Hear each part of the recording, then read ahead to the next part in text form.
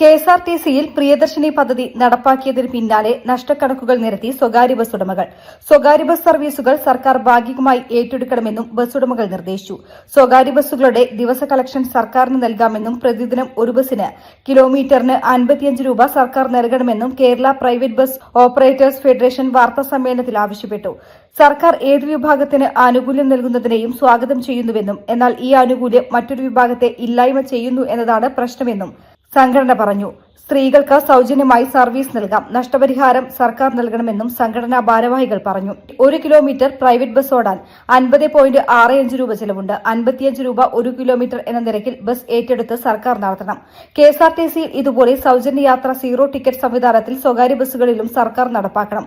ആ തുക സർക്കാർ സബ്സിഡിയായി തരണം. ഈ ആവശ്യങ്ങൾ മുൻനിർത്തി 19-ന് ശേഷം മുഖ്യമന്ത്രിയെ കാണും. 2 ഉപാധികളും അംഗീകരിച്ചില്ലെങ്കിൽ പകുതി വിലയ്ക്ക് ഇന്ധനവും നികുതിയും ഒഴിവാക്കി തരണമെന്നത് മൂന്നാമത്തെ ഉപാധിയാണ്. 3 ഉപാധികളിൽ ഏതെങ്കിലും അംഗീകരിച്ചില്ലെങ്കിൽ സമരം നടത്തുമെന്നും ബസ് ഉടമകൾ വ്യക്തമാക്കി. News desk media vision.